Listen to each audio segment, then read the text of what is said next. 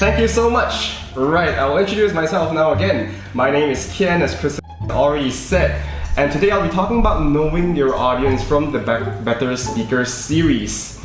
Before I get to the content, I will run down a quick table of content so you know what I'll be talking about throughout the speech. The first point, we'll be talking about audience variables, meaning the characteristic of our audience. Obviously, we all have different qualities and characteristics in terms of physical appearance and all like that. And like I said, he's one of those who is more lucky because she is very pretty. And the second point, we'll get into audience's attention, how we grab the audience's attention when we deliver speeches. I will focus more on online presentations just because we are doing more online presentations nowadays, and then I'll spend a little bit of time on in-person presentations as well. Thirdly is how we should approach the audience, how we get to know the audience beforehand. This is a relatively short session, and if you have questions, you can feel free to unmute yourself. And lastly, as we all know, when we attend speeches, we all come with different goals. As speakers, it's not only about speaking, we also need to understand the goals of the audience to make our speeches and presentations most effective. In terms of audience variables, I would like to categorize audience variables into two categories. The first category is the more obvious ones, the ones that we can see immediately, right? The second category is less obvious. We might need to ask someone else or even the audience member, him or herself, to know about them. Right, can anyone think of any form of audience variables that we need to pay attention to when delivering presentations, let it be online or in person? Feel free to unmute yourself. I appreciate any form of engagement. Gender? I'm sorry, gender? Gender, yes, gender is something that's super important. If I have a bunch of female audiences attending my workshop, it wouldn't be super helpful to talk about Dota and online gaming because it seems like nowadays the proportion of people playing online games, there are more male than female.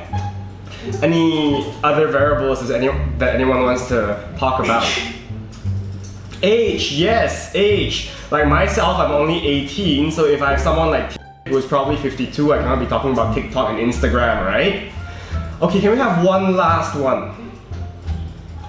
Geography, like their location and culture. Right, that's a lot of elements in there. Both where they are, as we know now, people attend Toastmasters meetings all around the world. That's something to take into consideration, the culture and the background. And this becomes especially important when certain things are either censored or sensitive in certain cultures. So that is something that we need to pay attention to.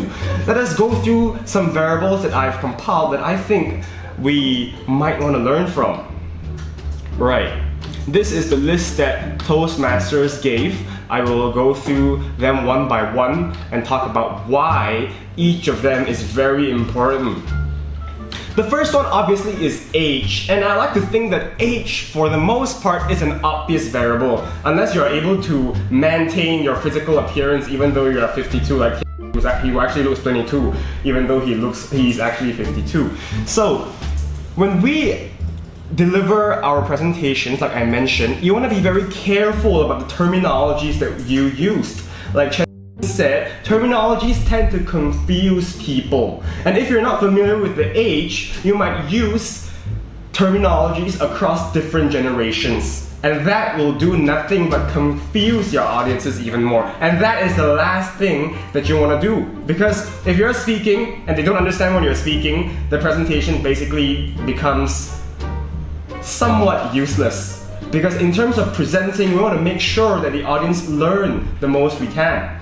We all appreciate enjoying the presentations that we're watching rather than being confused. It's just like in a classroom or in a university lecture, you don't want to be confused by how the teacher or the lecturer is speaking. Followed by that, I'm not sure if this is obvious or non-obvious. For some of us it might be, some of us not so much, but gender. Like I mentioned as well in the introduction, you want to know the proportion and the ratio of the gender of your audience. because you want to cater to the majority. This might sound sad because many a time we can belong in the minority. But then it is really important that at least more than half of your audience actually understand, appreciate, and learn from the content that you're delivering. The following variable that I will talk about is something that is very non-obvious, and I've seen, including myself, speakers who have made this mistake, and that is educational and professional background. Well, let's not look at the chunk of words that I just put up there. But if today I'm only speaking with a bunch of layman people who do not have any background in psychology, and I say the exact words from this chunk of words, physical activity maintains mitochondrial biogenesis and function. It also serves as the function of SSRI depression and antidepressants. It also improves the functioning of our hypothalamic pituitary adrenal gland. That is not super helpful because the mumbo jumbo jargons not everyone can understand. It would be more helpful for me to say physical activity makes us more energetic because it supplies glucose to our muscles. Physical activity makes us happy and it acts like treatments of depression. Physical activity makes sure that our physiological functioning are normal, if not above average, right? This makes me sound less smart, right? It's like I know less things because I lack the mumbo jumbo terminologies. But at least the audience can follow and understand what I'm saying, and that, remember, is very important. Let's look at another example of this. This chunk of words, research shows that continuing a step to the point of volitional fatigue heightens energy demands, thereby resulting in a greater metabolite accumulation. That as well is super confusing. And to summarize this in layman terms, it basically means if you want to build muscles, train hard. Train until you're tired. Right? That is more straightforward. If I have a bunch of people who want to build muscles and I'm a coach, and knowing that these people do not have any background in kinesiology or health sciences, and I say that chunk of words, my clients will all run away and then I'll lose my job. Although it makes you sound less smart, again, make sure the audience actually understands what you're saying. The next point as well is something that is very subtle. A lot of us fail to pay attention to this. Well, at least myself, I fail to pay attention to this. It's called SES Socioeconomic Status. In layman terms, the wealth and the background of your audience. Now this is very important because SES, which is the background, the wealth background that you're from, actually affects how you think in direct and indirect ways. Let's look at the meme on the left side. Me realizing how someone's socioeconomic status determines their health. Well, it is pretty clear that people who are from more wealthy family will have more healthy food to eat. And then in an indirect way, socioeconomic status affects a children's future. It does. And what these show is that people across different SES would have very different beliefs, traditions from home, and ideals about what is good and what is bad. In my own personal experience, it seems that people of lower SES usually underestimate the importance of education, whereas people of higher SES do the opposite. So if I am a salesperson and I know that my target audience are people of lower SES, I won't go around saying the importance of writing and reading, right? On the other hand, if I have audiences of higher SES, I wouldn't say that education is not important. Of course, this does not apply to everyone, but for the most part, that seems like the case. And that is why we need to be very careful and make sure that your audience actually agrees to what you're saying, unless you're trying to make them wrong. And that usually does not result in positive outcomes. And the last variable, political orientation. I believe that this is also a less obvious variable that sometimes we do not know. Of course, there are people in the world who are more vocal about their political orientation, but most of us, we are not super vocal. That is where censorship and sensitivity come in. You want to make sure that you don't offend anyone when you're saying certain things. Which is why I chose this meme, which is extremely subtle, and I hope it has not offended anyone. Now, does anyone have any question about audience variables before we move on to the next section? I take silent as a no. The next section, I hope it won't be super ironic of me because I'll be talking about keeping the audience's attention. So if you feel bored right now, I'm so sorry. How can we maintain our audience's attention? Right? Toastmasters International, before that.